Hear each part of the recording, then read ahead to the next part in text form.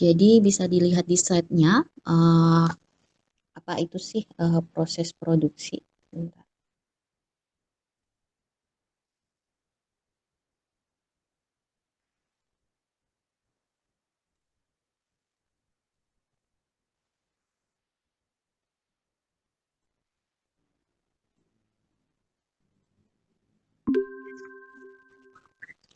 Oke, proses produksi itu adalah suatu proses konversi dari suatu masukan input, kemudian untuk diubah menjadi suatu luaran output, baik berupa produk manufaktur berupa barang ataupun produk jasa, atau kombinasi dari keduanya, produk manufaktur dan jasa. Jadi kita melakukan suatu produksi untuk menghasilkan suatu produk, ya kalau di industri ya pastinya menghasilkan suatu produk obat. Oke, untuk proses produksi biasanya sumber daya yang kita butuhkan ya pasti modalnya bahan awal, bahan baku, kemudian kita butuh tenaga kerja, butuh mesin dan suatu peralatan. Jadi kalau misalnya memproduksi sediaan farmasi pastilah butuh suatu peralatan yang mendukung proses produksinya. Oke, kemudian proses yang terjadi di situ adalah proses konversi, kemudian nanti luarannya adalah suatu produk. Pada saat kita memproduksi suatu produk dalam proses produksi itu biasanya ada juga kejadian yang tidak terduga, tidak direncanakan atau tidak dapat dikendalikan. Namun sebelum suatu produk itu dirilis, kita harus memastikan kualitas, kemudian efikasinya, safety-nya. Oke, proses produksi merupakan bagian dari tahap pembuatan yang melibatkan pastinya adalah faktor sains di situ, kemudian faktor teknologi, kemampuan, keterampilan, dan disiplin. Kemudian apa sih tujuannya? Untuk menghasilkan suatu produk kesediaan yang sesuai dengan spesifikasi yang telah ditetapkan. Jadi untuk menghasilkan produk-produk tersebut sudah ditetapkan spesifikasinya untuk tiap-tiap produk. Oke. Aspek dalam proses produksi. Yang pertama bahan awal. Bahan awal itu maksudnya bahan bakunya ya, bahan baku untuk pembuatan. Kalau di industri farmasi ya pasti bahan baku untuk pembuatan obatnya atau sediaan farmasi yang lain. Kemudian bahan pengemas. Bahan pengemas ini kayak kemasannya ya, mau itu kemasan primer ataupun kemasan sekunder, itu juga merupakan aspek yang penting. Oke. Untuk bahan awal dan bahan pengemas itu pastinya ada proses penerimaan, karantina, sampling. Kalau proses sampling itu untuk memastikan bahwa bahan-bahan yang kita gunakan itu sudah sesuai dengan spesifikasi yang telah ditetapkan. Kemudian ada proses penyimpanan di situ. Yang kedua ada validasi proses. Validasi proses biasanya kalau misalnya ada perubahan proses, perubahan kondisi ruangan, atau perubahan mesin dan alat, kemudian kecepatan, spesifikasi bahan, temperatur sterilisasi, dan lain-lain, intinya ada perubahan di situ, suatu prosesnya, maka proses tersebut perlu divalidasi. Yang ketiga adalah pencegahan pencemaran. Ya, pastinya untuk menghasilkan produk yang berkualitas, kita harus menjaga proses produksi itu tidak boleh ada kontaminasi, baik itu kontaminasinya dari ininya, dari bangunan, dari peralatan maupun dari kontaminasi dari bahan bakunya. Kemudian adanya sistem penomoran batch atau lotch untuk jadi setiap produk yang diproduksi untuk skala batch-nya itu ada nomor batch-nya dan setiap batch itu ada disimpan sampel petinggalnya untuk cross check.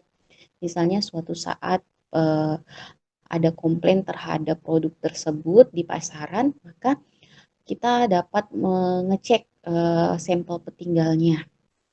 Apakah kita bisa memastikan kesalahan tersebut apakah memang dari si produsennya, dari industrinya, atau kesalahannya terjadi pada saat proses pendistribusiannya ataupun pada saat proses yang lain gitu. Jadi bisa dicek. Kalau misalnya sampel petinggalnya masih dalam keadaan baik di penyimpanannya, karena disimpan di sesuai, bisa jadi kerusakan yang terjadi yang dilaporkan itu penyebabnya karena penyimpanan yang tidak sesuai atau karena prosedur distribusi yang tidak sesuai.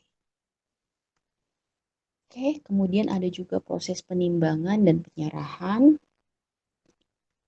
Kemudian ada proses pengembalian sisa bahan tertimbang yang tidak terpakai. Yang ketujuh ada proses dalam kondisi khusus. Jadi kalau obat-obat yang termasuk golongan beta-laktam, penisilin itu proses produksinya terpisah ya. Kemudian untuk yang cefalosporin juga terpisah. Kemudian untuk produk steril itu lokasi produksinya berbeda dengan produk non steril. Untuk hormon, sitostatika, vaksin dan sebagainya. Oke, kemudian ada juga di aspek produksi penyimpanan produk ruahan sebelum jadi produk jadi. Kemudian ada pengemasan, kemudian produk pulihan atau sisa produk, ada juga kemudian produk kembalian, ada karantina obat jadi, penyimpanan obat jadi. Oke, kalau melakukan proses atau aktivitas produksi, pasti harus ada dokumen. Semuanya terdokumentasi dengan baik. Kemudian aktivitas produksi erat kaitannya sama bangunan, ruang produksi, dan sistem tata udara AHU. Personalia, operatornya harus terdidik dan berdedikasi.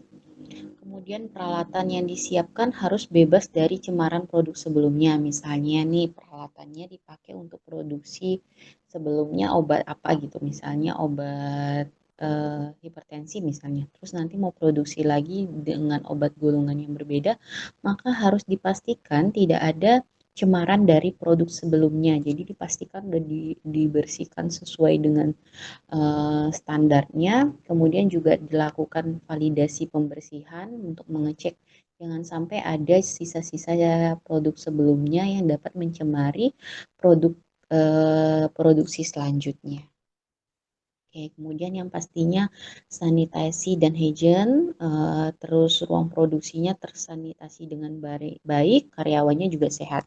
Jadi kalau karyawannya dalam keadaan kondisi kurang sehat, biasanya tidak diizinkan untuk berada di ruang produksi karena takutnya dapat mengkontaminasi proses produksi tersebut. Oke, parameter untuk kelas-kelas hygiene yang pertama itu untuk memastikan ruang produksi itu higienitasnya sesuai. Kita biasanya kalau di industri ada pemantauan jumlah partikel di udara, maksudnya di lingkungan ruang produksinya. Kemudian selain jumlah partikel dipantau jumlah mikrobanya juga, baik di lingkungan maupun pada permukaan objek peralatannya. Kemudian jumlah pergantian udara itu ada aturannya. Untuk di ruang steril dan non steril ada aturan pergantian udaranya, kecepatan aliran udaranya, kemudian diatur juga pola aliran udara, filternya, kemudian perbedaan tekanan. Biasanya diatur perbedaan tekanan. Kalau di ruang steril biasanya tekanan di ruang produksi yang bagian dalam itu lebih tinggi daripada luar. Kemudian diatur juga suhu, kelembaban, dan cahaya. Oke, untuk proses produksi sediaan farmasi pastinya harus memenuhi CGMP ya atau CPOB. Itu untuk produk obat. Kalau misalnya produk kosmetik CP yang disesuaikan sama yang kosmetik. Kalau untuk produk bahan alam, obat tradisional juga disesuaikan sama cara pembuatan obat tradisional yang baik.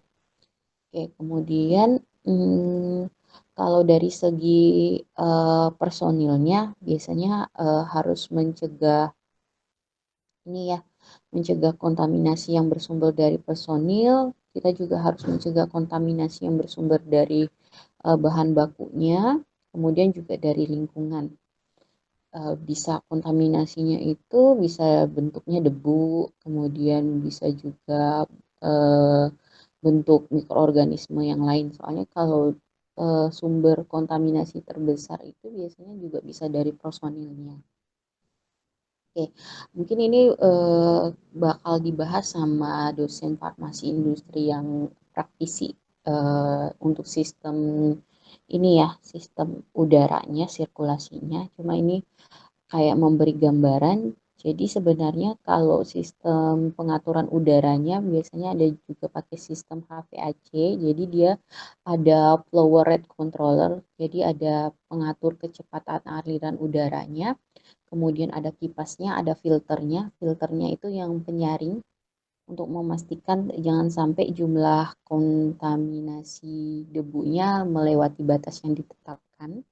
Kemudian juga pasti ada uh, humidifiernya sama sistem pengontrolan suhu. Terus ada juga egg house-nya. Jadi semua sistem ini udah diatur, disetting di ruang produksi supaya memenuhi persyaratan yang sudah ditetapkan untuk menghasilkan ruang produksi yang sesuai dengan standar CPOB. Ini sistem tata udaranya, alirannya.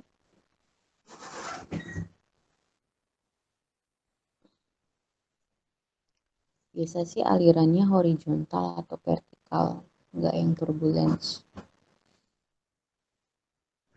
Oke, sekarang kita masuk ke klasifikasi kebersihan ruang produksi. Jadi kan ada produksi sediaan steril, ada produksi sediaan non steril. Kalau produksi sediaan steril itu kelasnya di ini kelas A, B, C, dan D. Jadi itu ruang produksinya di wide area untuk sediaan steril.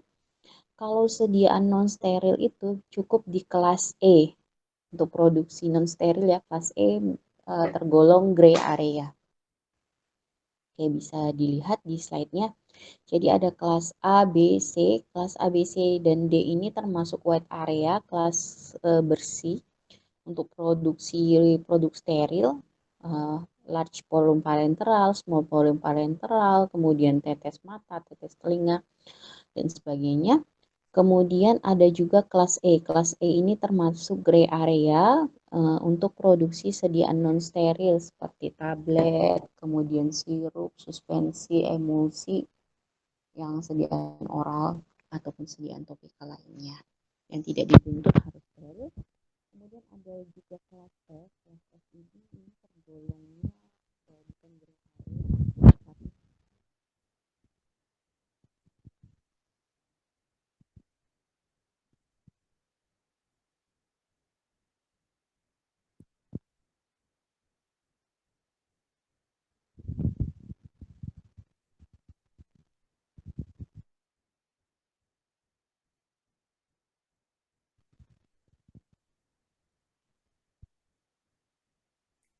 Maaf Ibu, suaranya tidak terdengar, Bu.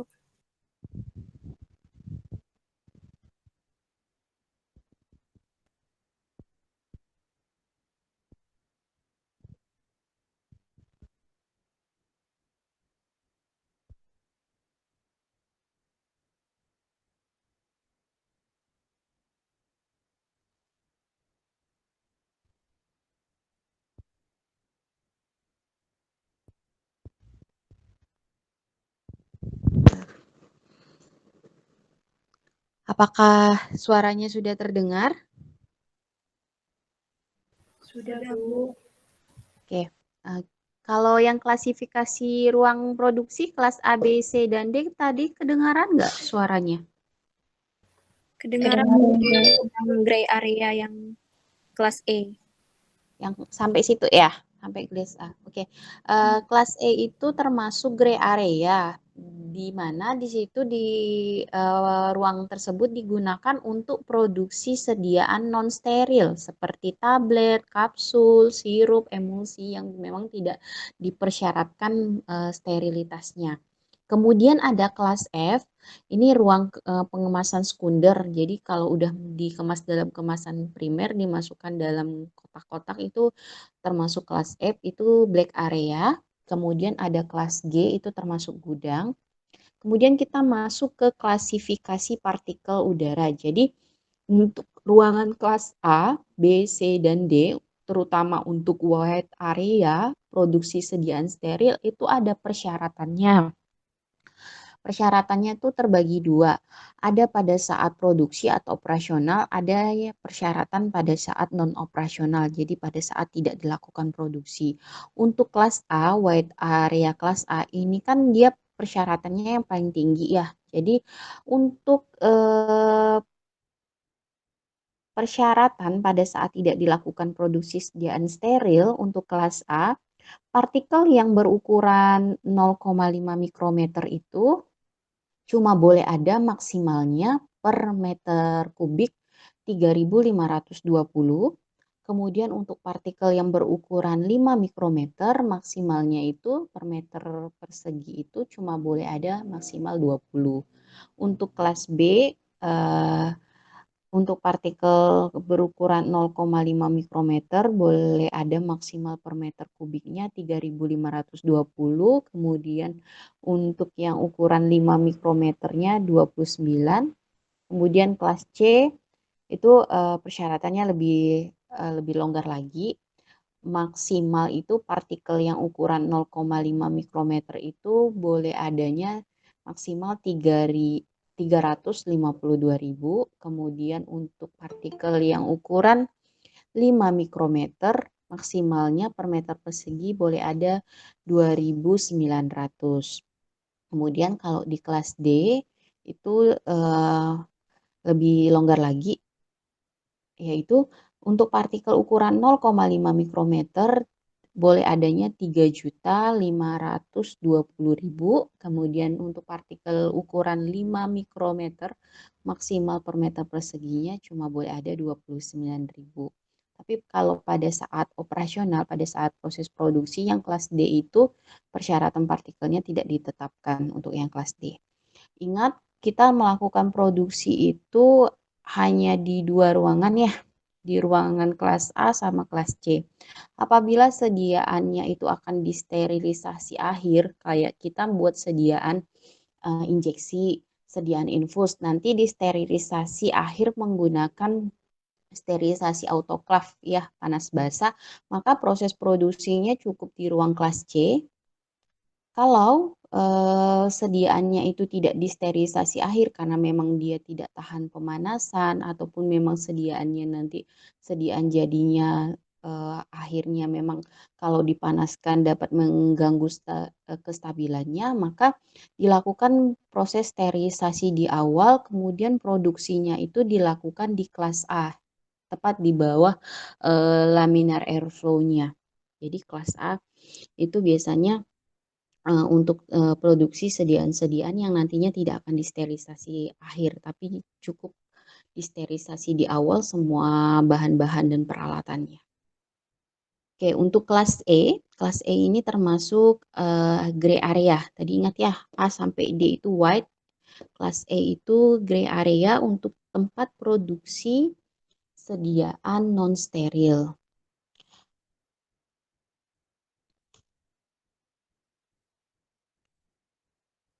Oke, kalau di itu ya, kalau misalnya di lab atau di ruang produksi itu biasanya kalau di bawah laminar airflow-nya, tepat di bawah laminar airflow-nya itu kan itu termasuk kelas A ya, kelas A untuk tempat produksi. Ingat peralatannya, kemudian jumlah personilnya itu juga dibatasi supaya menjaga ini persyaratan partikel, persyaratan mikroorganismenya itu juga tidak melebihi batas. Jadi nggak boleh, kalau misalnya di lab steril itu nggak boleh rame-rame produksi sediaan sterilnya. Biasanya cukup 1 atau 2 orang saja. Kalau terlalu banyak orang, terlalu banyak barang di dalam ruang produksinya, terutama di wide area kelas A-nya itu bisa mengganggu ininya mengganggu kayak persyaratan kontaminasinya bisa berlebih lah. Kemudian suhu bukan suhu sih, aliran udaranya juga terganggu. Oke, kemudian SOP atau standar prosedur operasional. Jadi setiap pengerjaan produksi itu pasti ada SOP-nya atau protapnya.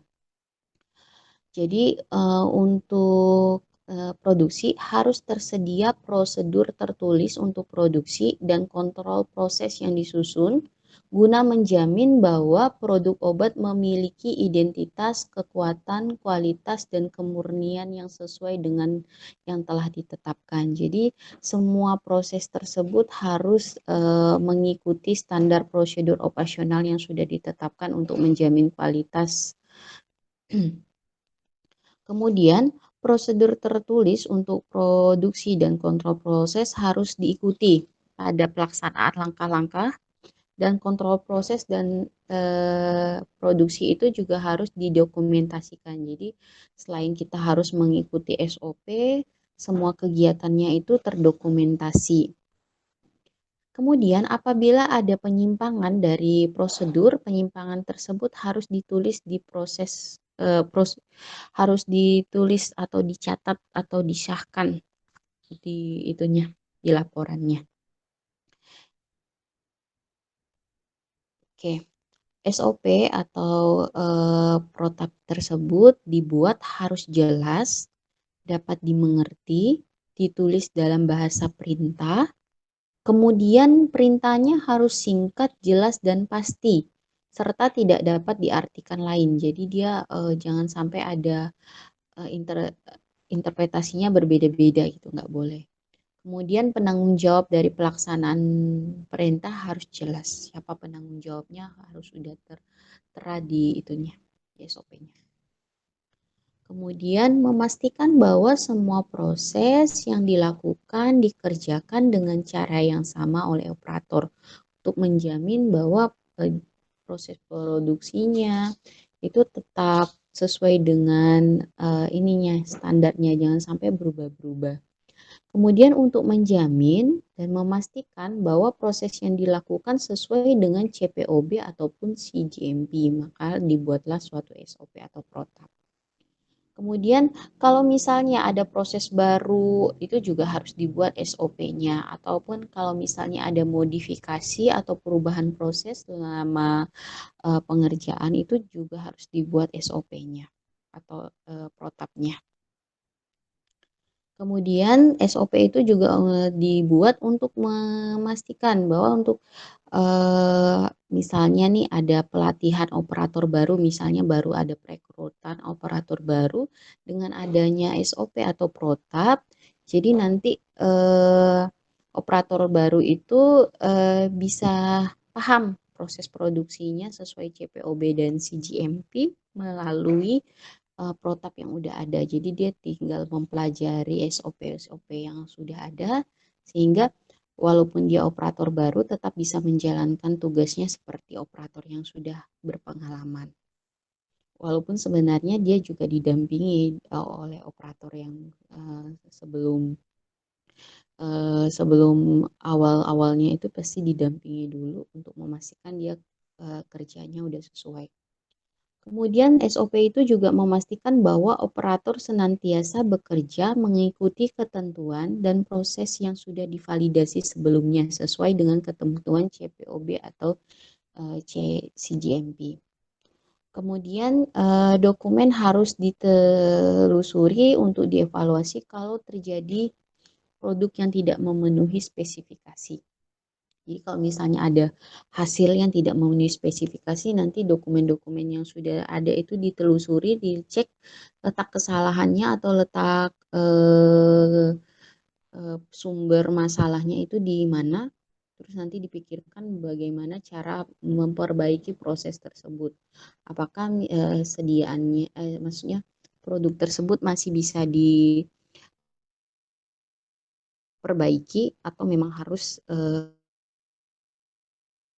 di ini apa tuh tidak bisa dilanjutkan lagi, di stop aja produksinya. Tapi biasanya kalau untuk sediaan tablet kayak gitu misalnya nih dibuat sediaan tablet terus tabletnya hasilnya kekerasannya atau kerapuhannya tidak memenuhi syarat, itu masih bisa diperbaiki, direproduksi, jadi diproduksi ulang lagi, ditambahin bahan supaya memenuhi persyaratan tadi, misalnya kalau rapuh ditambahin bahan yang gunanya kayak ditambah bahan pengikat atau bahan yang lain, guna menghasilkan sediaan yang memenuhi spesifikasi yang udah ditetapkan. Itu bisa juga. Makanya dokumen-dokumen pada saat proses produksi itu hasil evaluasi-evaluasinya, terus proses pencampurannya harus terdokumentasi dengan baik. Materi dokumen akan dijadikan salah satu evaluasi pada waktu dilakukan inspeksi di industri oleh pengawas atau regulator ataupun oleh inspektur internal untuk memastikan bahwa operator telah melakukan tugas sesuai dengan fungsi dan tanggung jawabnya. Oke, ini format protapnya atau SOP-nya nggak perlu dihafal ya, cukup tahu aja. Jadi biasanya dia harus dimulai dari bagian atas lembaran, secara jelas ditulis ini SOP-nya untuk keperluan apa, nama industrinya, untuk departemen seksi apa, nama dan tanda tangan serta para plus tanggal, baik itu penyusun, pemeriksa, sama orang yang menyetujui. Jumlah halamannya tergantung protapnya, bisa 1 sampai 5 atau lebih. Kemudian ada nama dokumennya, tanggal diberlakukan. Kalau ada perbaikan, pergantian harus dijelaskan siapa yang mengganti, siapa yang memperbaiki, nomor baru, tanggal perbaikannya juga harus ditulis. Kemudian sesudah itu baru secara runtun diawali dengan tujuan. Jadi ada tujuannya apa, penanggung jawabnya, terus ada isi dan seterusnya. SOP atau protap itu kepemilikannya milik industri, terus harus dijaga kerahasiaannya oleh setiap operator, nggak boleh dibocorin. Terus tidak boleh disebarluaskan oleh operator atau pihak lain tanpa persetujuan manajemen. Jadi kita nggak boleh tuh kalau misalnya ada anak PKPA magang kayak gitu, SOP-nya nggak boleh itu diperlihatkan. Kemudian penanggung jawab pembuatan dokumen adalah manajer atau penanggung jawab departemen terkait dan manajer jaminan mutu bila terkait dengan aspek mutu sediaan. Kemudian harus dapat ditelusuri dengan mudah. Oleh sebab itu, sistem penomoran dokumen di industri juga harus mengikuti sistem yang sudah ditetapkan. Kemudian dokumen di industri farmasi harus dikelompokkan dalam beberapa kelompok penomoran. Ada penomoran khusus untuk spesifikasi, untuk proses, untuk prosedur, kemudian tata aliran ataupun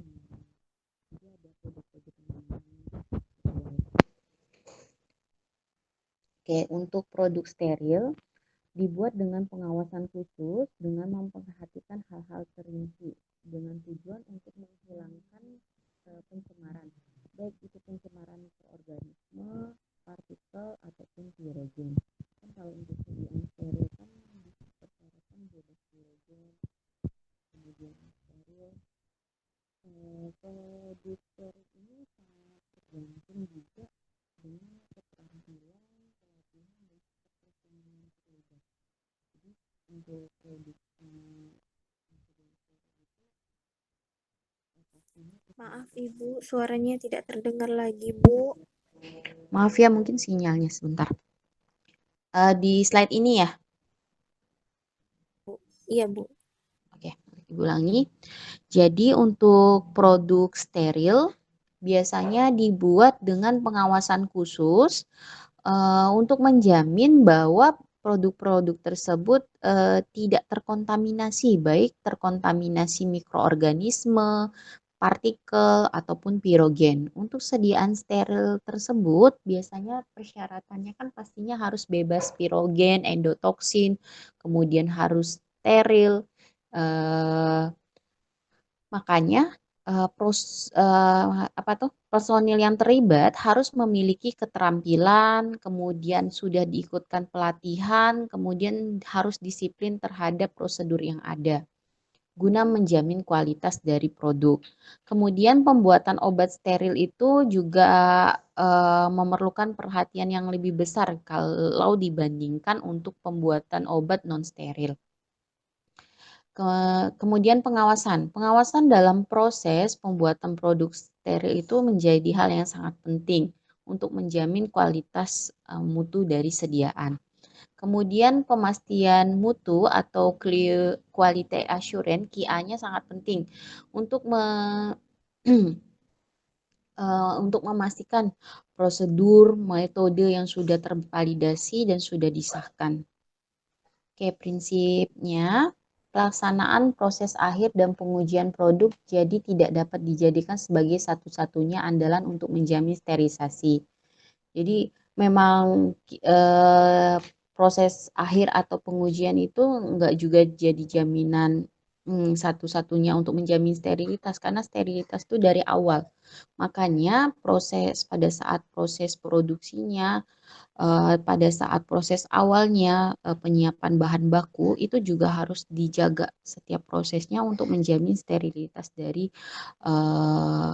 kemudian sterilitasnya, kemudian persyaratan yang udah ditetapkan harus juga terpenuhi. Kemudian dibuat persyaratan khusus pada saat kita memproduksi sediaan steril itu, persyaratan khususnya tadi kayak persyaratan ruangan, persyaratan personilnya, itu untuk memperkecil kontaminasi atau risiko pencemaran mikroorganisme, partikel, dan pirogen. Oke. Kemudian ini ya pembuatan produk steril. Sebelum kita memasuki ruang produksi wide area, itu pastinya kita ada masuk ke ruang-ruang penyangga namanya, kayak ruang antara. Terus untuk memasuki ruang-ruang produksi tersebut ada melalui airlock atau ruang penyangga yang terpisah untuk personil. Jadi ruangannya terpisah, ruang penyangga untuk personil terpisah dengan ruang penyangga untuk bahan baku atau peralatan yang masuk. Kemudian dipisahkan daerah produksi sterilnya, ada ruang penyiapan bahan baku, ada ruang penyiapan produk ruahan, ada ruang produksi, ruang pengisian itu dipisah. Kemudian ada kategori terminal sterilization, itu nanti untuk produksi sediaan yang akan disterilisasi akhir. Kemudian ada juga kategori aseptik, jadi ini kayak pengerjaannya sediaan akhirnya enggak di sterilisasi akhir, tapi di sterilisasinya di awal, maka pengerjaannya secara aseptik di ruang kelas A, di bawah laminar airflow-nya. Kemudian juga ada penetapan persyaratan kontaminasi partikel dan kontaminasi mikroba yang diperbolehkan saat proses produksi dan saat non-operasional. Semua produk steril harus dibuat pada kondisi terkendali dan dipantau secara teliti. Kemudian pelaksanaan proses akhir dan pengujian tidak dapat dijadikan sebagai satu-satunya andalan untuk menjamin mutu produk. Makanya dari awal setiap prosesnya itu sudah ditentukan persyaratannya, ditentukan prosedurnya untuk menjamin kualitas dari sediaannya tetap steril, bebas pirogen, tetap terjaga mutunya. Oke. Untuk personalia, jumlah personil dalam area bersih atau wide area tadi sudah disinggung, harus seminimal mungkin sesuai kebutuhan, terutama pada proses aseptis pengerjaan di ruang kelas A. Disiplinnya harus tinggi, harus sehat, hygiene per orangnya harus pada standar tertinggi dan diperiksa secara teratur. Jadi untuk personil-personil yang masuk ke ruang kelas wide area, ruang kelas A itu atau kelas C pada saat proses produksi itu dicek hygiene-nya. Jangan sampai si personilnya jadi sumber kontaminasi. Kemudian personilnya juga harus mengikuti pelatihan secara teratur, terutama untuk topik-topik minimal, topik pembuatan obat steril, higien dan disiplin, serta mikrobiologi dasar. Oke, kemudian tersedia prosedur tetap mengenai ganti pakaian. Jadi kalau mau masuk ke ruang kelas produksinya dari D ke C ke B, kemudian ke A itu ada aturan pakaiannya. Dari gray area ke white area kan beda tuh ya pakaiannya. Kalau dari gray area tuh kan pakaiannya tuh kan kalau di white area itu kan overall kayak bajunya kayak jadi satu gitu. Kalau di gray area kan bajunya terpisah ada atasan sama bawahan. Kemudian tingkah laku dan cara bekerja di ruang bersih, higien per orang dan kebersihan diri juga harus diperhatikan. Oke, yang tadi itu persyaratan jumlah partikel, sekarang batas persyaratan mikroorganisme di ruang white area atau ruang bersih. Untuk kelas A itu di sini ada dijelaskan, ada air sample, sampel udara, ada settle plate. Kalau settle plate itu artinya ada kayak ini loh, kayak plat media yang diletakkan selama 4 jam. Nanti dicek diletakkannya itu di ruang produksi tadi, diletakkan dicek setelah 4 jam apakah ada kontaminasi mikroba. Terus kalau kontak plate itu artinya medianya itu ditempelin di lokasi-lokasi tertentu. Kalau glove print itu pakai sarung tangan kayak gitu. Kalau di kelas A nggak boleh ada sama sekali kontaminasi mikroorganismenya, persyaratannya kurang dari satu. Kalau di kelas B ada lebih longgar. Kalau sampel udara 10 CPU per meter persegi. Kalau misalnya settle plate cuma B boleh 5. Kalau kelas C lebih ringan lagi, kelas D juga lebih ringan persyaratannya. Oke. Untuk produk yang akan disterilisasi akhir menggunakan terminal sterilization, maka pembuatannya itu cukup di kelas C penyiapannya. Kemudian eh, untuk penyiapan produknya, proses produksinya. Kalau penyiapan bahannya itu cukup di kelas D. Oke. Untuk produk yang nanti disterilisasi akhir, eh, pengisian bentuk sedianya misal salep, krim, suspensi, atau emulsi sebelum disterilisasi akhir, proses produksinya boleh di kelas C, tetapi nanti kalau untuk produk-produk yang ada risiko kontaminasinya tinggi, maksudnya resiko kontaminasi tinggi ini, misalnya proses pengisiannya lambat atau wadah lehernya lebar, terbukanya dalam waktu yang cukup lama, maka pengerjaannya itu walaupun dia di, akan disterilisasi akhir, pengerjaannya harus di kelas A, latar belakangnya boleh C. Oke, untuk sediaan aseptis yang tidak disterilisasi akhir, maka penanganan bahan awalnya itu untuk bahan awal atau komponen sterilnya harus di kelas A. Kalau kelas D itu cuma untuk ini, untuk bahan awal tapi setelah pencucian. Intinya kalau secara aseptis itu kerjanya harus di kelas A ya. Oke. Kemudian untuk pembuatan larutan, kalau dilakukan di kelas C itu untuk larutan-larutan yang nantinya akan disterilisasi secara filtrasi. Kalau yang nggak difiltrasi lagi itu juga kerjanya harus di kelas A. Oke, untuk penanganan dan pengisian produk, semua penanganan dan pengisian produk yang tidak disterilisasi akhir itu pengerjaannya harus di kelas A, di ruang produksi kelas A dikerjakan secara aseptis. Kemudian kalau misalnya kita memproduksi salep steril, krim steril, suspensi steril, atau emulsi steril yang tidak dilakukan penyaringan itu juga pengerjaannya harus di kelas A. Oke. Untuk meminimalkan kontaminasi, maka pengolahan bahan awal, wadah, serta cara kerja sangat berpengaruh. Oke, pertama pengolahan komponen wadah dan peralatan. Harus diberi identitas yang jelas, kemudian hindarkan rekontaminasi. Jadi kalau misalnya udah disterilisasi dan sebagainya, jangan sampai eh, peralatannya itu terkontaminasi lagi. Jadi sebelumnya itu peralatan harus disterilisasi, dimasukkan di dalam autoclave atau oven berpintu ganda yang terpasang di dinding ruangan. Jadi disterilisasi dulu. Pertama sih dia nggak langsung disterilisasi, dicuci dulu. Dicuci dulu sampai bersih, kemudian dikeringkan. Setelah itu baru disterilisasi.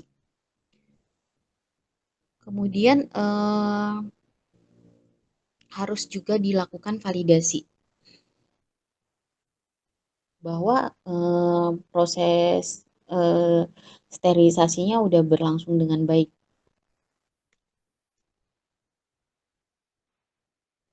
Oke, kemudian pada saat proses pengolahan, misalnya preparasi larutan, jeda waktu setelah pencampuran atau pelarutan dan sterilisasi harus pendek mungkin. Jadi setelah jadi ini produknya harus cepat-cepat disterilisasi. Kemudian total volume larutan yang dibuat itu jangan melebihi kemampuan mesin pengisi per hari. Kalau misalnya terlalu banyak volume sediaan yang dibuat, sementara kapasitas pengisian mesinnya untuk mengisi ke dalam kemasannya itu tidak bisa terpenuhi, berarti kan ada sisa-sisa bahan yang, maksudnya sisa sediaan yang belum terisi itu, nah, itu juga nggak boleh. Takutnya nanti jadi setelah hari berikutnya dia bisa ada kontaminasi atau apa. Kemudian hindarkan adanya sisa larutan, isi dan sterilkan dalam hari yang sama dalam satu hari. Jadi proses produksinya, proses sterilisasinya, pengisiannya itu kalau bisa dalam hari yang sama. Oke, metode sterilisasi kalau di industri ada metode sterilisasi panas basah kayak pakai autoclave, kemudian panas kering pakai oven. Ingat kalau pakai autoclave biasanya di suhu 121 derajat Celcius, kemudian kalau dipakai oven suhu sterilisasinya ada yang 160 derajat Celcius, ada yang 170 derajat Celcius, ada yang 180. Kalau misalnya sterilisasinya pada suhu 170 derajat Celcius itu lama sterilisasinya 1 jam. Kalau pakai suhu 180 derajat Celcius 30 menit, kalau pakai suhu 160 2 jam. Kemudian ada filtrasi, ingat ya filtrasi itu pakai membran yang ukuran 0,22.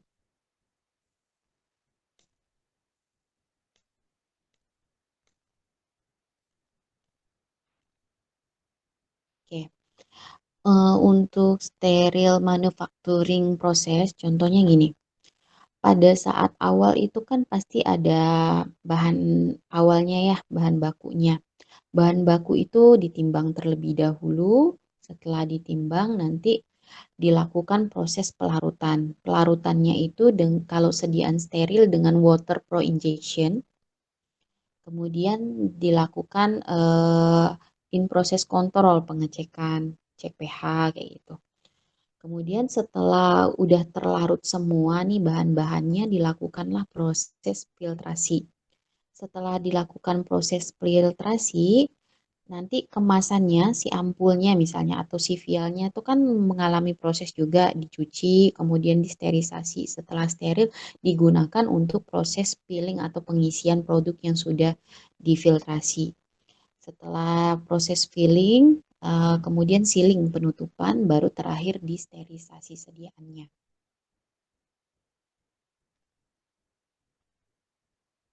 Oke.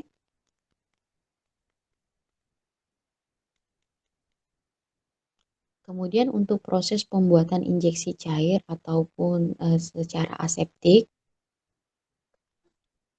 jadi bahan awalnya sama ditimbang juga, dilakukan proses pelarutan menggunakan water for injection, kemudian dilakukan in process control, ngecek sudah sesuai belum dengan persyaratan yang ditetapkan, kemudian dilakukan penyaringan, sama ampul dan vialnya dicuci terlebih dahulu, terus disterilisasi. Yang ampul atau vial atau kemasan yang sudah disterilkan tadi digunakan untuk proses pengisian. Kemudian dilakukan pengisian dan penutupan. Kalau pengerjaannya itu secara aseptik berarti kerjanya di kelas A, maka karena si produk ini nggak disterilisasi akhir lagi pakai autoclave, maka bahan-bahan awalnya sebenarnya itu juga udah disterilisasi.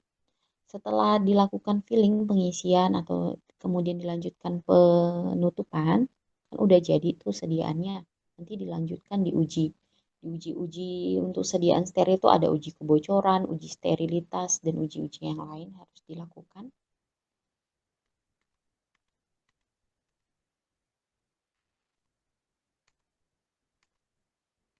Oke. Kemudian di packaging, steril ampul ataupun steril vial yang udah jadi itu dicek dulu eh, apakah memenuhi persyaratan atau tidak. Kalau misalnya steril ampul atau vial tadi yang udah dicek, udah memenuhi semua persyaratan, itu tinggal di packaging. Eh, Selanjutnya, sebelum dilakukan packaging, packaging materialnya, bahan pengemasnya itu juga harus dicek apakah memenuhi persyaratan. Jadi jangan sampai eh, bahan pengemasnya itu misalnya labelnya kurang jelas atau ketebalan kemasannya itu tidak memenuhi standar, itu nggak boleh juga jadi finish product. Dipastiin dulu packaging materialnya itu udah memenuhi persyaratan baru jadi finish product. Kalau misalnya nih pada saat steril ampulnya dicek tidak memenuhi persyaratan kan di reject ya. Di reject itu bisa dapat dua pilihan. Kalau misalnya masih bisa diperbaiki, direproses. Kalau misalnya nggak bisa diperbaiki lagi, itu dibuang aja, di destroy. Oke, jadi udah dijelasin ya packaging materialnya, bukan hanya produknya saja yang dicek kualitasnya, packaging materialnya juga dicek kualitasnya. Kalau packaging materialnya udah memenuhi persyaratan, baru bisa digunakan untuk packaging produk untuk menghasilkan produk yang sudah jadi.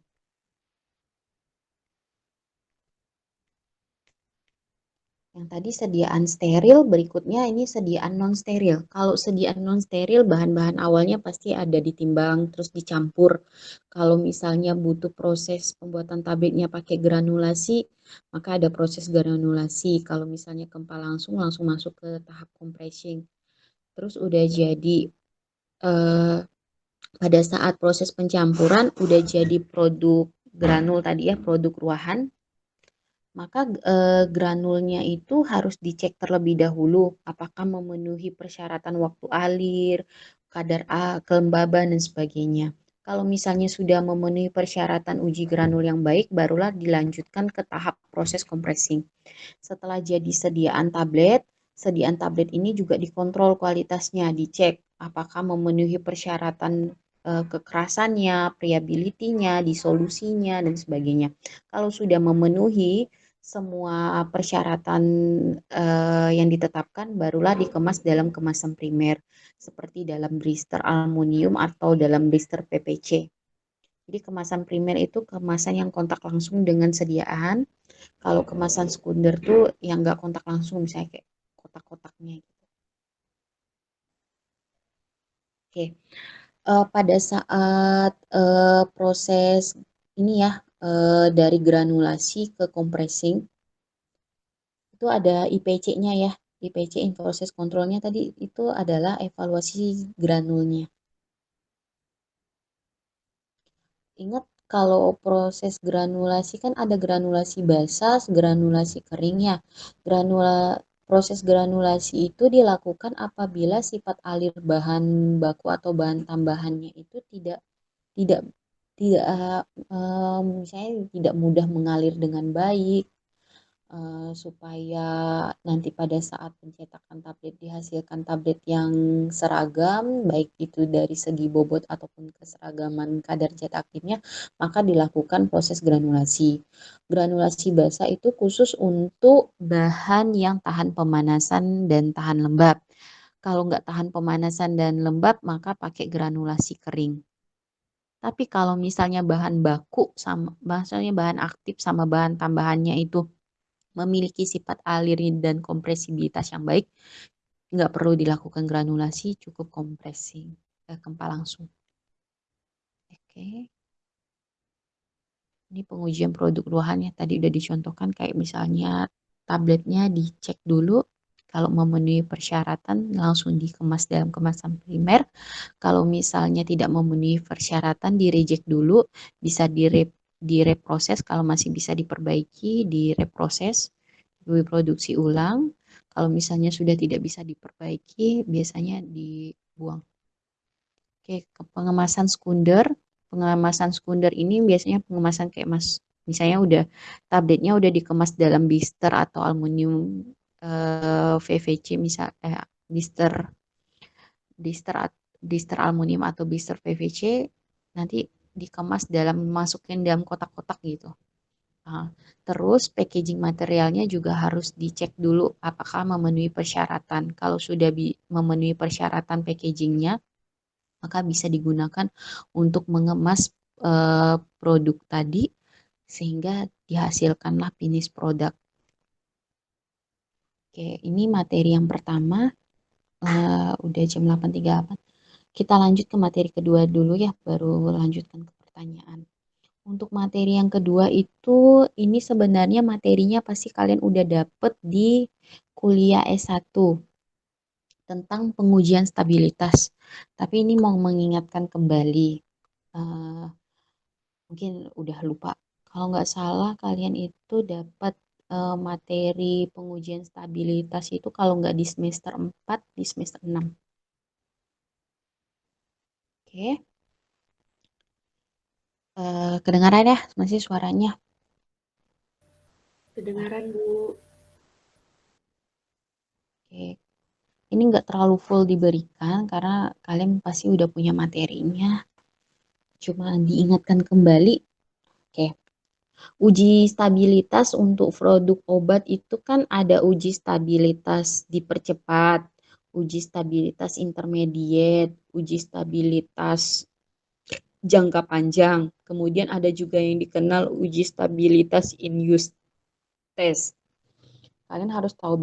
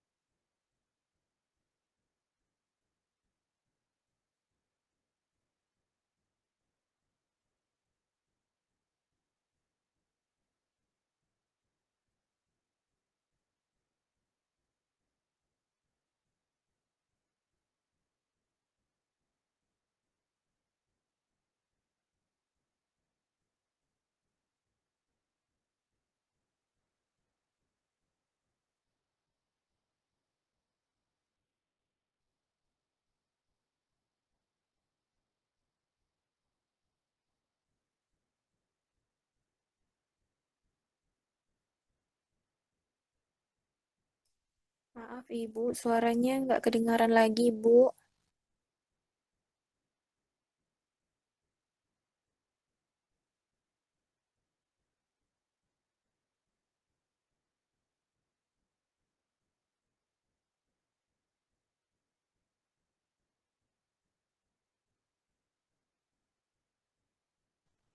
Oke, udah kedengaran suaranya? Oke, kita masuk ke uji stabilitas ya. Jadi uji stabilitas itu ada uji stabilitas dipercepat pakai suhu 40 derajat Celcius kalau Indonesia dan negara ASEAN RH-nya 75. Kemudian ada uji stabilitas jangka panjang suhunya 30 derajat Celcius kalau di Indonesia atau ASEAN RH-nya 75 juga. Kemudian pada saat melakukan uji stabilitas produk atau sediaan tersebut sudah dikemas atau sudah disimpan dalam wadah yang memang akan digunakan untuk dipasarkan. Wadah yang digunakan itu ada yang sifatnya moisture impermeable, contohnya ampul kaca, blister aluminium, kemudian botol yang digunakan misalnya botol gelas dengan penutup botol logam atau HDPE atau botol HDPE itu termasuk moisture impermeable, artinya lembab dari luar itu tidak masuk ke dalam. Kemudian ada juga wadah yang moisture permeable, jadi lembab dari luar tuh bisa masuk ke dalam wadahnya. Itu kalau dikemas dalam kemasan blister PVC, botol LDPE atau low density polyethylene atau botol gelas atau botol HDPE tapi pakai penutupnya itu plastik polipropilen. Oke, frekuensi pengujian. Jadi kalau uji stabilitas itu guideline-nya ada guideline ICH, WHO dan ASEAN. Tapi sama-sama kurang lebih sih sama sih, saling mendukung. Jadi ada pengujian stabilitas long term atau dikenal kalau ASEAN mengistilahkannya real time atau pengujian stabilitas jangka panjang. Ingat, frekuensi pengujian untuk uji stabilitas jangka panjang 1 tahun pertama tiap 3 bulan, tahun berikutnya tahun kedua tiap 6 bulan, kemudian setelah itu setiap 1 tahun. Jadi frekuensi pengujiannya, titik samplingnya itu 0, 3, 6, 9, 12, 18, 24, 36, 48, dan 60 bulan. Kalau misalnya mau ngajuin usia simpan sampai 5 tahun, berarti uji stabilitas jangka panjangnya harus sampai 60 bulan. Tapi kalau misalnya pengajuan usia simpannya hanya 4 tahun, maka pengujian jangka panjangnya cukup sampai bulan ke-48. Kemudian ada juga uji stabilitas dipercepat, accelerate test, minimal itu 3 titik selama 6 bulan pengujiannya, yaitu di titik 0, 3, dan 6 bulan. Jika hasil pengujian uji stabilitas dipercepat, ada perubahan signifikan, maka dilakukan penambahan titik sampling. Jadi misalnya titik samplingnya dari awal udah disetting, diatur pengujiannya memang dari awal di titik 0, 1, 3, dan 6, atau boleh juga di bulan ke-6 pengujiannya dilakukan 2 kali. Jadi titik ke-6-nya double. Kemudian dapat dilakukan matrixing atau bracketing untuk memperkecil frekuensi pengujiannya dan mengurangi jumlah sampel yang akan diuji. Oke, ada juga uji stabilitas intermediate. Uji stabilitas intermediate ini tidak wajib dilakukan. Uji stabilitas intermediate ini dilakukan jika terjadi perubahan signifikan pada pengujian dipercepat. Uji intermediate itu dilakukan di titik 0, 6, 9, dan 12 bulan. Uji intermediate dilakukan apabila uji stabilitas jangka panjangnya itu berbeda dengan suhu uji intermediate. Kalau sama, tidak perlu dilakukan uji intermediate. Contohnya gini, bentar, kasih contohnya. Misal, uji jangka panjangnya kalian sudah pakai suhu 30 derajat Celcius, RH-nya 65. Terus terjadi perubahan signifikan pada saat dilakukan uji stabilitas dipercepat di suhu 40, RH-nya 75. Kalian tidak perlu lagi melakukan uji intermediate kalau suhu yang digunakan dan RH yang digunakan di uji stabilitas jangka panjangnya sama. Misalnya sama-sama 30 dan 65. Karena kan suhunya udah sama, RH-nya udah sama, maka intermediate tidak perlu dilakukan lagi. Tapi kalau misalnya uji stabilitas jangka panjangnya kalian pakai suhu 25, RH-nya 60, terjadi perubahan signifikan di uji stabilitas dipercepatnya, maka boleh dilanjutkan dengan uji intermediate pakai suhu yang lebih tinggi yaitu 30, RH-nya 65.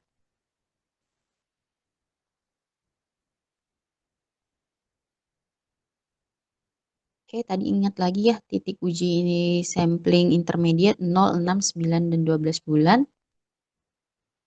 Kemudian untuk uji stabilitas jangka panjang itu minimal 3 batch. kecuali diketahui sediaannya itu memang zat aktifnya stabil, kemudian sediaan konvensional yang bukan modifikasi, biasanya bisa hanya 2 batch. Tapi rata-rata dipersyaratkan 3 batch. 3 batch itu terdiri dari 2 batch skala pilot, satu batchnya boleh skala lebih kecil. Skala pilot itu 1/10 skala produksi ya. Kalau skala produksinya buat 1 juta tablet, maka skala pilotnya buat 100.000 tablet. Oke, pada saat mengajukan usia simpan, data uji stabilitas jangka panjangnya minimal sudah ada data 12 bulan. Kemudian pada saat pengajuan usia simpan juga, kita udah punya data jangka panjang, yaitu uji stabilitas dipercepat. Oke, ntar nih yang ini udah dibahas. Oke. Bu, kok ini ada jangka panjangnya, ada yang suhu 25, RH-nya 60, ada suhu 30, RH-nya 65, ada suhu 30, RH-nya 75. Ini tergantung negaranya. Jadi kalau Indonesia itu kan iklimnya tropis, kalau daerah-daerah lain kan ada iklimnya yang subtropis. Jadi kalau untuk di Indonesia, uji jangka panjangnya itu selalu digunakan suhu 30 derajat Celcius, RH-nya 75. Tetapi kalau negara-negara 4 musim, itu dia pakainya kalau enggak di suhu 25, RH 60 pilihannya, atau di suhu 30, RH-nya 65.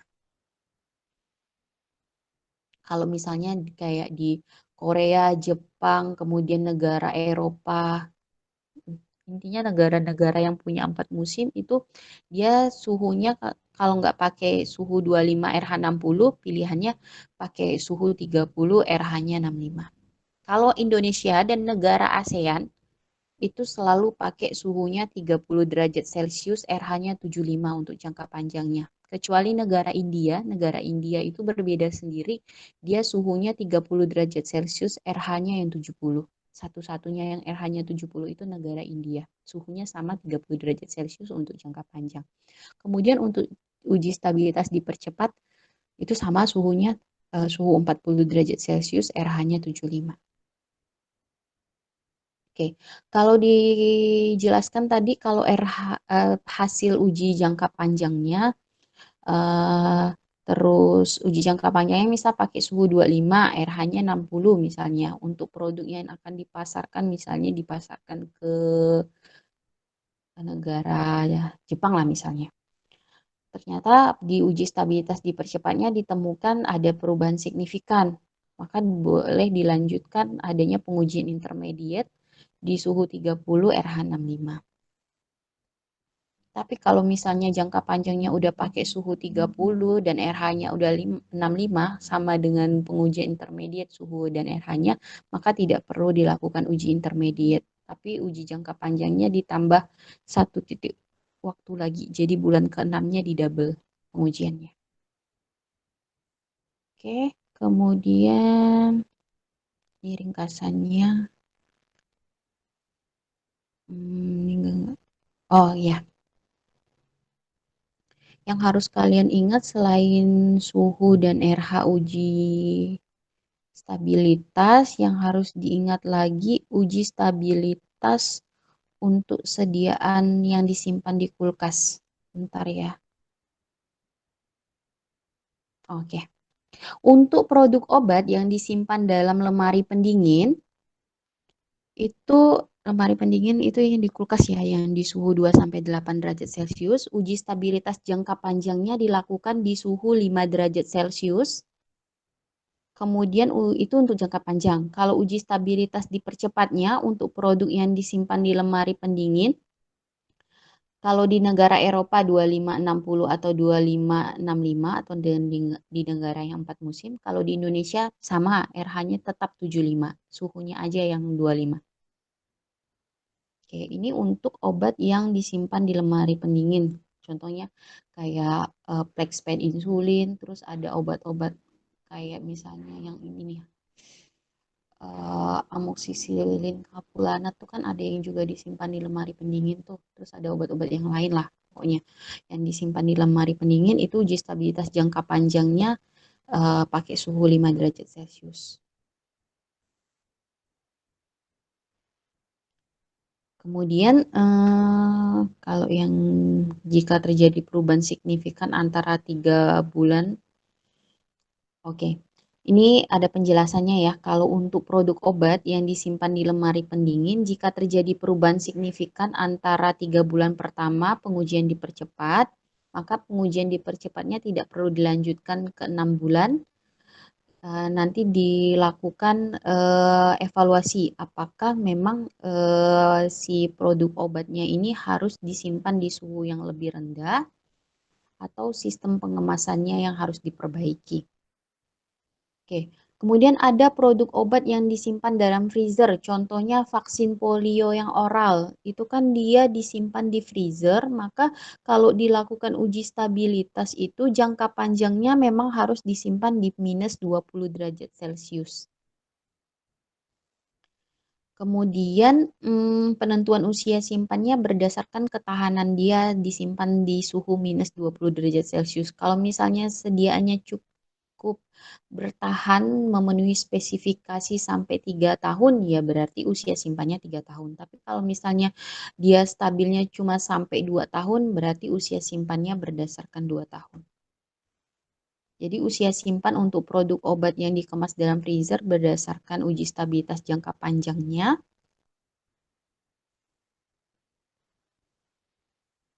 Kemudian kalau untuk produk obat yang penyimpanannya di lemari pendingin itu juga ya usia simpan yang diajukan harus berdasarkan data uji jangka panjangnya juga. Oke, kemudian perubahan signifikan. Tadi kan dibahas apa sih perubahan signifikan itu? Jadi untuk produk obat yang dikatakan perubahan signifikan itu jika terjadi perubahan kadar sebanyak 5% dari nilai, nilai awal atau tidak memenuhi kriteria penerimaan.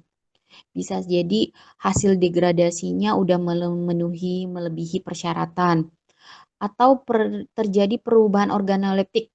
Misalnya warnanya aja berubah, baunya berubah, eh, itu sudah atau teksturnya berubah, terjadi perubahan organoleptik, itu sudah dikatakan terjadi perubahan signifikan.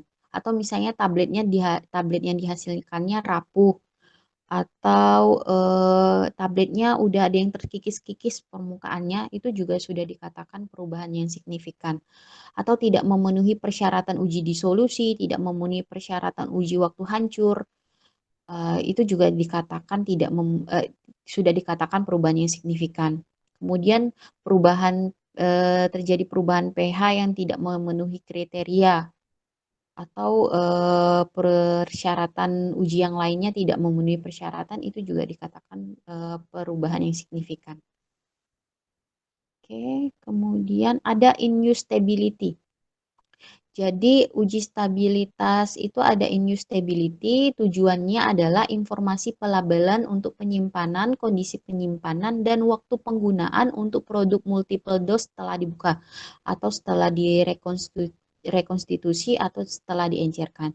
Jadi in-use stability test ini adalah jadi kemasannya udah dibuka, diuji stabilitasnya, dicek setelah kemasan itu dibuka, si sediannya ini bisa bertahan atau bisa tetap memenuhi persyaratan sampai berapa lama untuk tahu. Jadi setelah kemasannya dibuka ini si produknya boleh digunakan sampai berapa lama. Oke, untuk in-use stability itu yang diamati itu parameternya fisika, kimia, dan mikrobiologi juga minimal 2 bit skala pilot. Oke, kemudian tadi uji stabilitas ya. Uji bioekivalen. Ini nambahin sedikit ya. Uji bioekivalen itu untuk memastikan apakah produk MITU atau produk yang kayak ngikut produk yang udah ada di pasaran itu memenuhi persyaratan, maksudnya ini sama nggak dengan kualitasnya dengan produk inovator. Jadi misalnya nih ada suatu obat yang dia patennya udah habis, jadi produsen lain boleh produksi obat yang sama kayak buat produk mitunya. Jadi harus obat tersebut harus diuji bioekivalen untuk memastikan bahwa produk tersebut juga memiliki khasiat dan efikasi yang kurang lebih sama dengan produk yang udah ada di pasaran. Daftar obat kopi atau mitu produk yang mengandung zat aktif yang wajib diuji bioekivalen adalah untuk obat-obat diabetes, obat anti trombotik, obat kardiovaskular, baik itu anti aritmia, anti angina, obat antihipertensi, baik itu golongan diuretik, beta blocker, antagonis kalsium, AC inhibitor, kemudian antagonis reseptor angiotensin 2 itu juga wajib. Kemudian untuk obat-obat penurun kadar lipid, golongan statin, fenofibrat, fibrozil itu wajib. Kemudian obat-obat kontrasepsi itu wajib, sama obat saluran kemih, baik itu obat saluran kemih yang untuk disfungsi ereksi ataupun untuk BPH, benek prostat hipertrofi. Kemudian semua obat antiinfeksi, baik antibiotik sistemik, antimikotik sistemik, obat TB, obat antivirus, antiviral sistemik, anti malaria itu wajib diuji bioekivalen. Kemudian obat osteoporosis, kemudian obat-obat sistem saraf pusat, baik obat anti-epilepsi, Parkinson, antipsikotik, dan anti-ansietas. Kemudian hipnotik sedatif, antidepresan, psikostimulan. Terus obat-obat modifikasi pelepasannya atau obat-obat modified release itu semua wajib diuji bioekivalen. Oke, apa bedanya uji bioekivalen dan ada uji bioavailabilitas?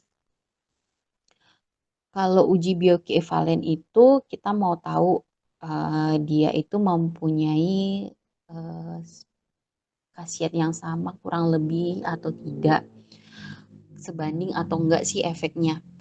Mau tahu sebanding atau enggak efeknya itu ya dilakukan bisa uji ininya, uji bioavailabilitasnya, melihat nilai AUC-nya dibandingkan nilai AUC-nya, Tmax-nya, T setengahnya, apakah kurang lebih sama.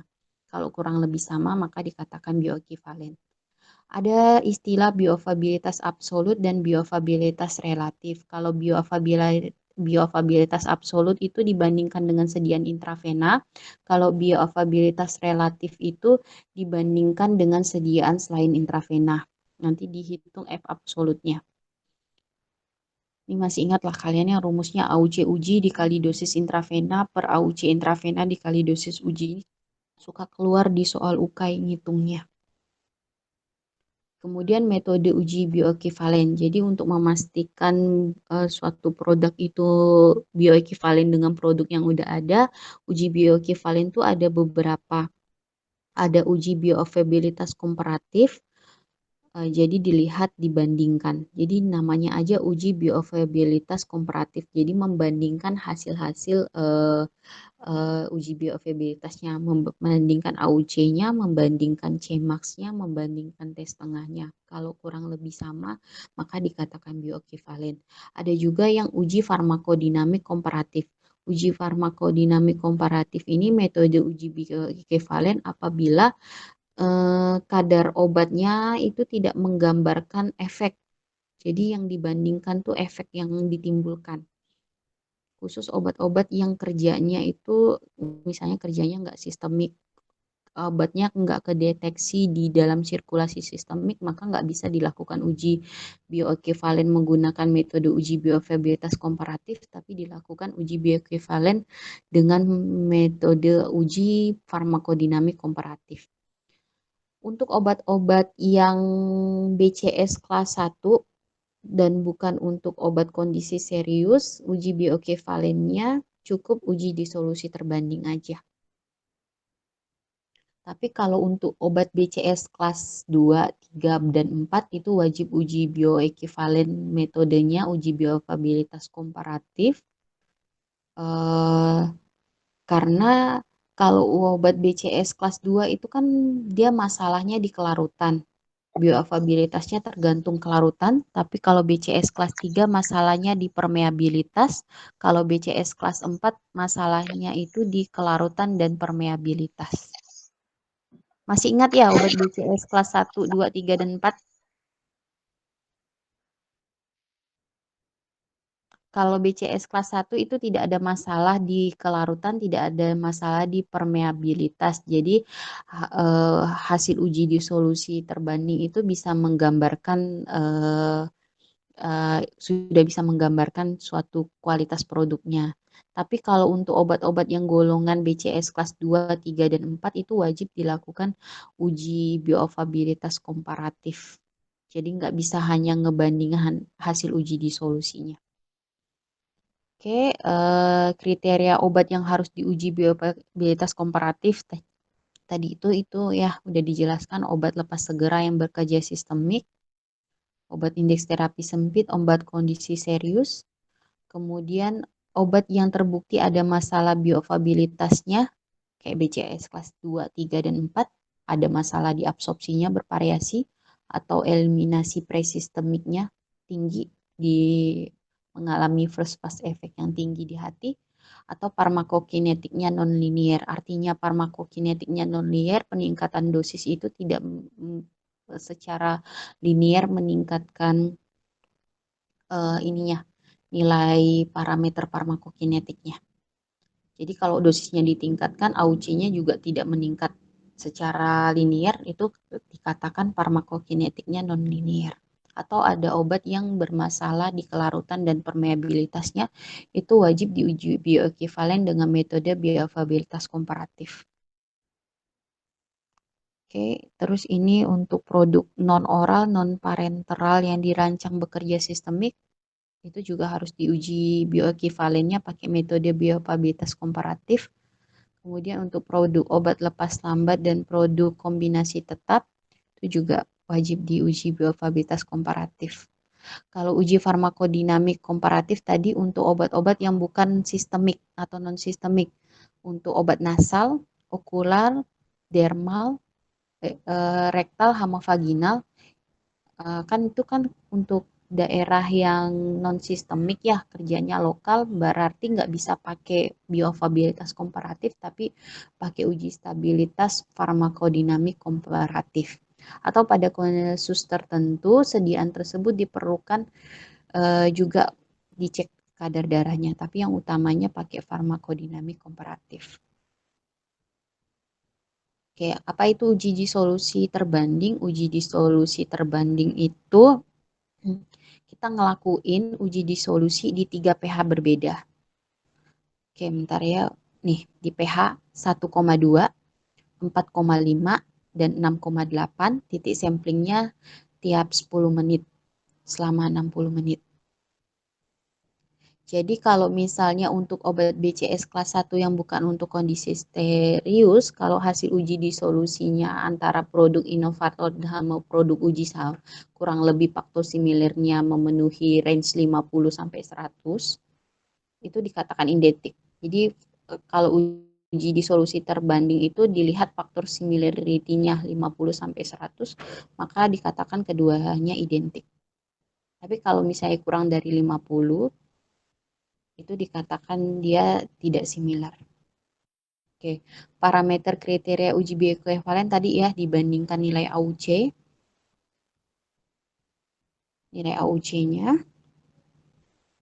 Kemudian yang harus diingat aparatus uji disolusi suka keluar juga kadang-kadang tapi ada aparatus 1 sampai 7 yang sering ditanyakan tuh biasanya misalnya untuk sediaan tablet pakai aparatus yang mana, sediaan kapsul pakai aparatus yang mana, sediaan suspensi.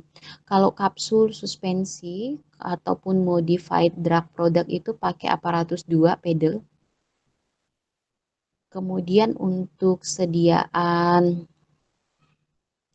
kayak transdermal produk itu bisa pakai aparatus 5 atau 6 atau pakai sel diffusifrance. Itu yang kayak ointment, krim, transdermal produk itu pakai sel diffusifrance. Oke, ini contohnya. Suatu industri farmasi akan memproduksi suatu sediaan tamsulosin kapsul. Pakai aparatus berapa tadi? Kalau sediaannya kapsul, uji disolusinya. Dua, Bu. Kalau alatnya tipe 2 itu basket, dayung, atau apa? Ini jawabannya apa berikutnya? Dayung. Dayung. Dayung, Bu. Terus ingat kriteria penerimaan uji disolusi. Tahap 1 uji disolusinya 6 tablet. Kriteria penerimaannya hasilnya itu semua tabletnya harus Q plus 5, lebih dari sama dengan Q plus 5. Kalau misalnya nggak memenuhi persyaratan, tambah lagi 6 tablet, masuk ke tahap kedua. Persyaratan untuk tahap kedua, rata-ratanya harus lebih besar dari Q, lebih besar atau sama dengan Q, tidak boleh ada tablet yang kurang dari Q minus 15. Kalau tidak memenuhi lagi persyaratan, baru masuk ke tahap uji yang ketiga, tambah 12 tablet. Rata-rata dari 24 unit tablet ini itu harus lebih dari atau sama dengan Q. Terus tidak boleh ada lebih dari 2 unit yang Q minus 15 dan tidak boleh ada sama sekali unit tablet yang Q minus 25. Jadi persyaratannya, contoh soalnya berikut. Ini jawabannya apa?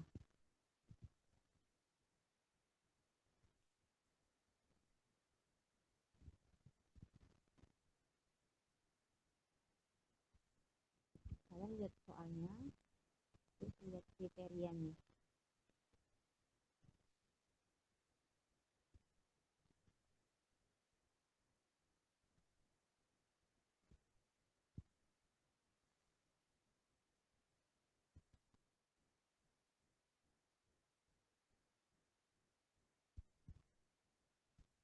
Jawabannya apa?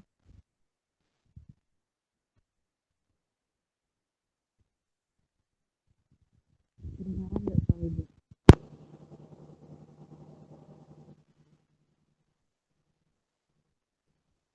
Lihat data hasilnya. Ini ada berapa data? Tahap ketiga kan? Lihat persyaratan tahap ketiga. Rata-rata 24 tablet lebih dari atau sama dengan Q, tidak boleh lebih dari 2 unit yang kurang dari Q min 15 dan tidak boleh ada 1 unit pun yang kurang dari Q minus 25. Q-nya 70. Kalau Q minus 25, 70 kurang 25 berapa, Nak? 45, Bu. Ada enggak yang kurang dari 45 hasilnya? Tidak. Ada 44. Jadi jawabannya B. Tidak memenuhi syarat karena ada satu hasil di bawah 45. Paham nggak? Paham, Bu. Jadi kalian hafal kriteria penerimaannya bisa jawab. Nah, ini yang lebih singkatnya, tahap 1. Jawabannya apa?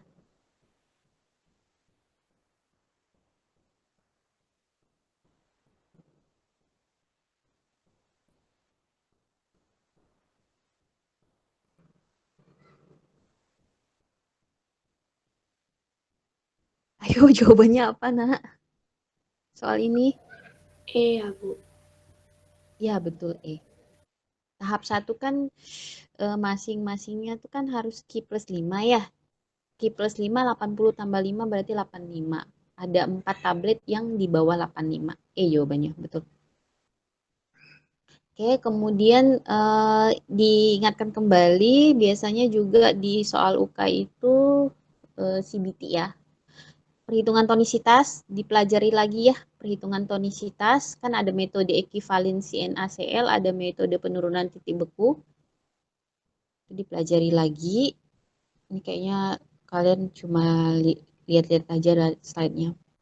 Pasti kalau misalnya lupa cara ngitungnya bisa langsung tanya ke ibu secara pribadi aja.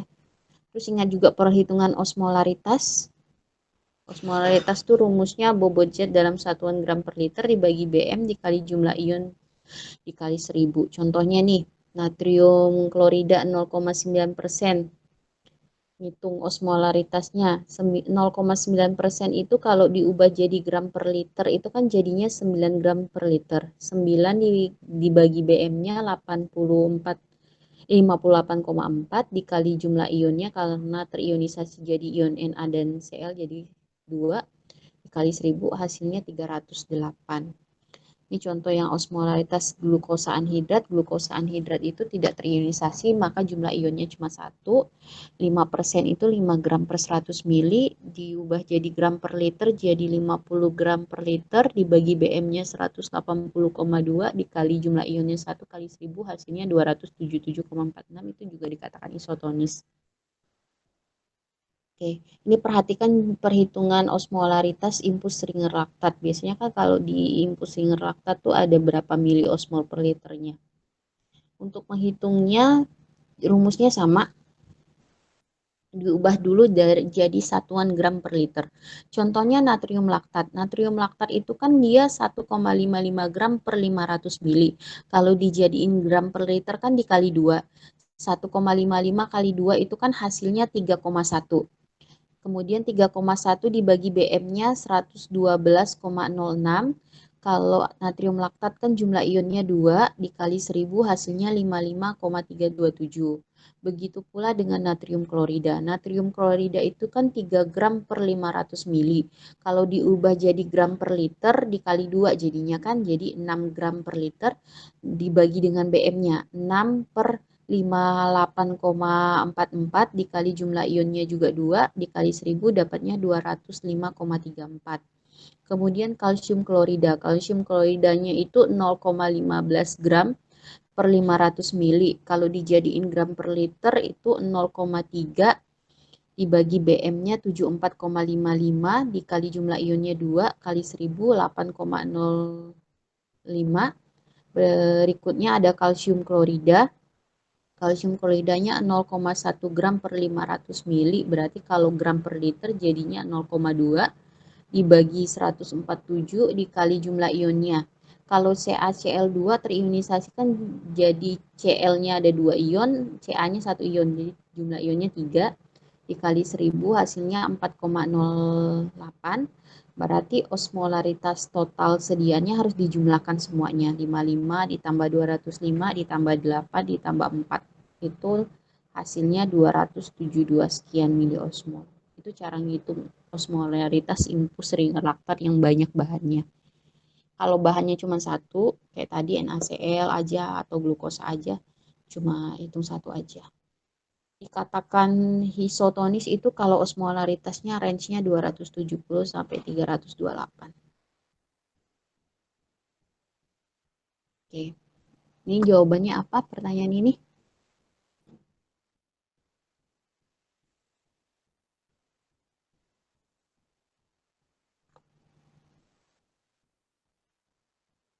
Pelepasan kadar pada waktu-waktu tertentu. Nama evaluasinya apa?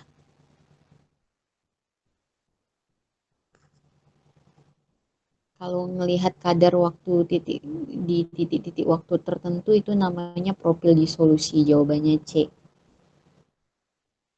Terus kalau misalnya nih soalnya nih apa tuh? Zat aktifnya sukar larut dalam air, ditingkatkan kelarutannya dengan menambahkan sodium lauryl sulfat, mekanisme peningkatan kelarutannya apa? Ini ngecek pemahaman kalian ya, materi S1 semua sih. Solubilisasi miselar, Bu. Oke, betul jawabannya D, solubilisasi miselar.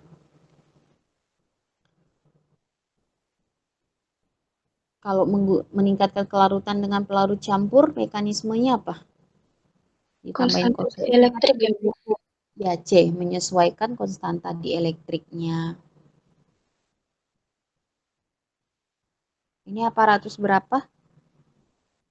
2, Bu. 2. Kalau ini jawabannya? D, Bu.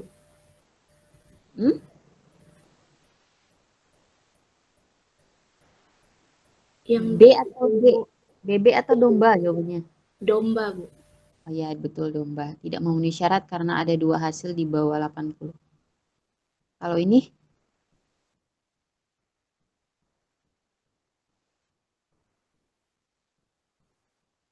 meningkatkan kelarutan dengan polimer hidrofilik.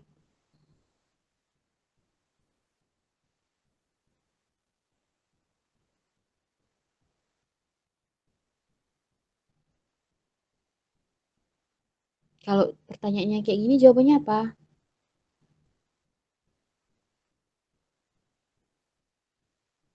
B ya, dispersi padat. Oke, nih kalau hasil uji disolusi terbandingnya faktor similarity atau kemiripan dengan inovator 65%. Berarti jawabannya apa? Lulus pengujian. Ya, lulus pengujian sediaan memenuhi syarat. Terus kalau peningkatan kelarutan dengan beta siklodextrin, metode yang digunakan metode apa namanya? Kompleks inklusi, Kamu. Ya, betul.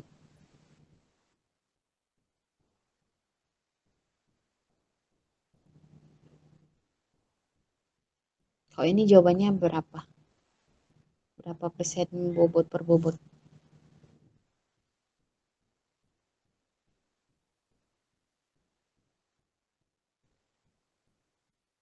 72, Kamu. Mm-mm. Jadi kan dia 90% dikali 50, 450. 450 dibagi 625 kali 100%. 72.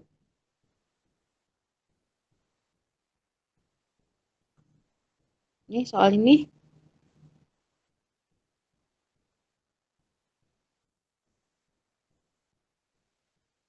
Kelas A, A B. latar belakang B, Bu. Ya betul, yang kelas A latar belakang B. Kayak yang ini nih pelajarannya Bu Betty nih kayaknya. Yang bagian-bagian ini deh. Ini belum dipelajari, nanti aja dulu. Oke, kalau uji sterilitas medianya itu ya. Ini teori sih. Jawabannya yang B. Untuk uji sterilitas itu biasanya pakai medianya Tripton soya broth.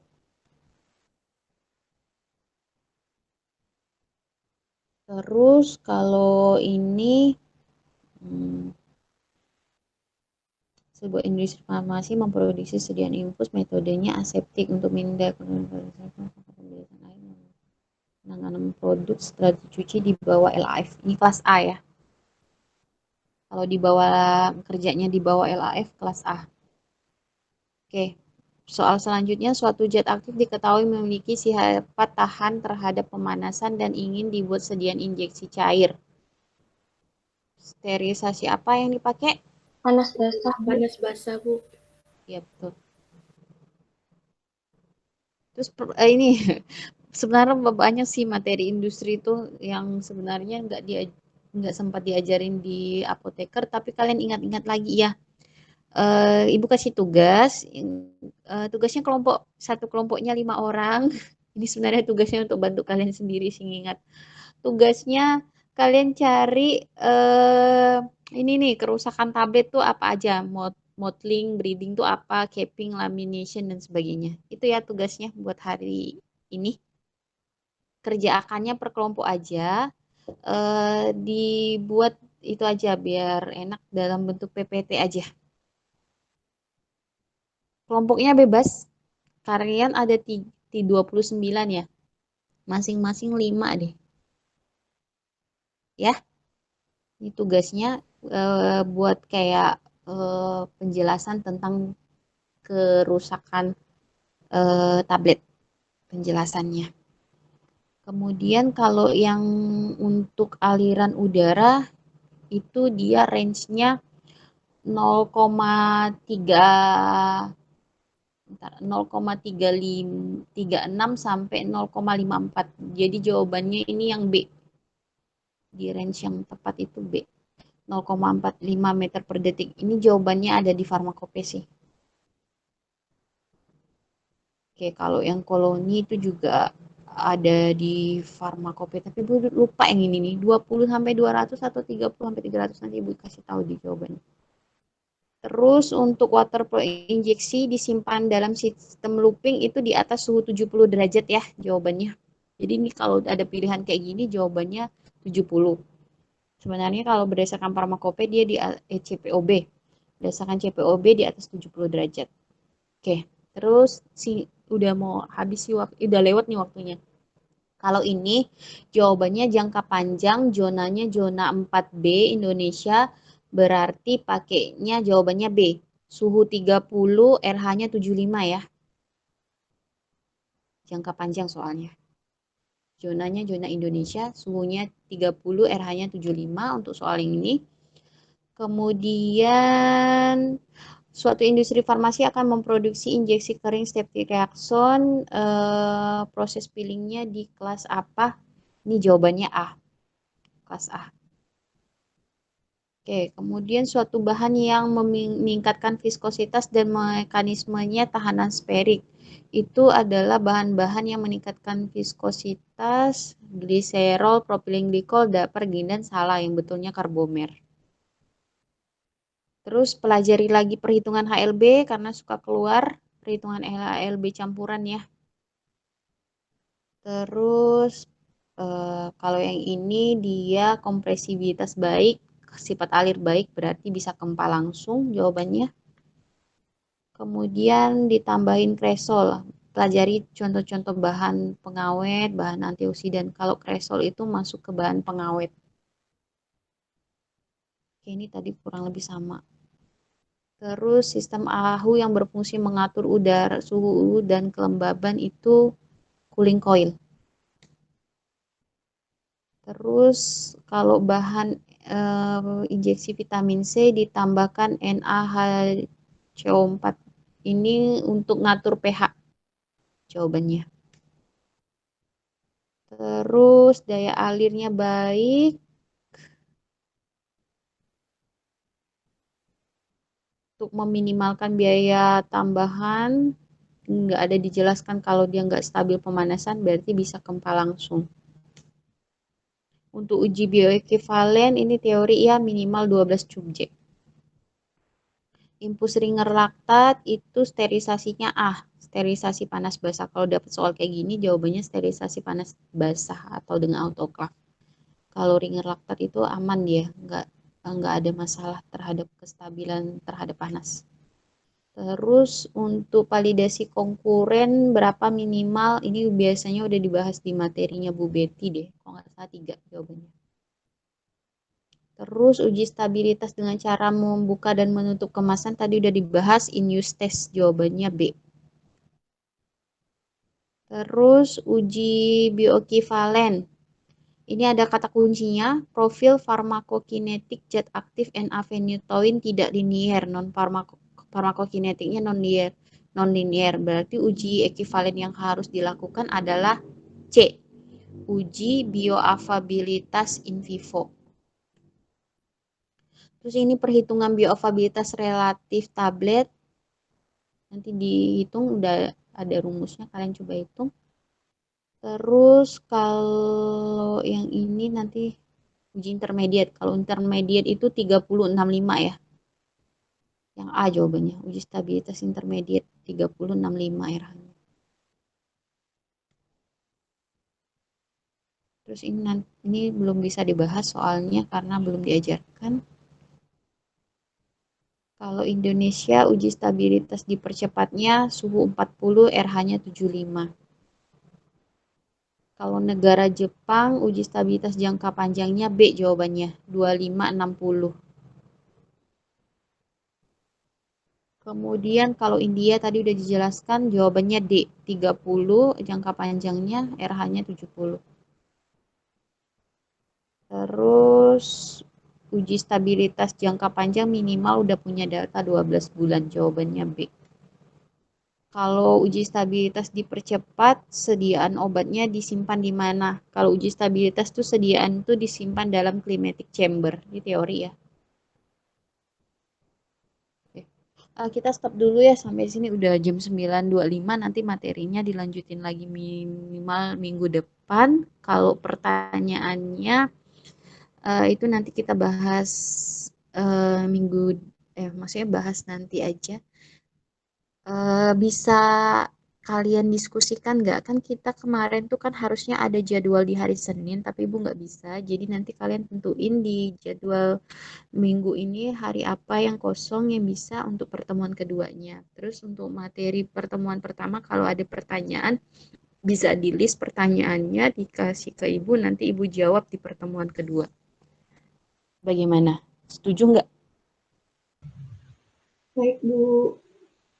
Oke, mohon maaf ya waktunya sudah lewat 16 menit. Terima kasih atas perhatiannya. Kalau ada pertanyaan nanti tinggal di list aja pertanyaannya, dikirim ke Ibu, nanti Ibu jawab di pertemuan kedua. Kemudian untuk di pertemuan kedua nanti materinya itu ada ngelanjutin hitungan-hitungan sama ngelanjutin materi tentang personil. Oke, terima kasih atas perhatiannya ya. Mohon maaf atas segala kekurangan dalam penyampaian. Nanti materinya itu akan Ibu upload di Google Classroom. Jadi nanti Ibu kasih kode Google Classroom-nya, kalian masuk ke Google Classroom-nya ya. Nanti materinya bisa di-download di Google Classroom-nya ya.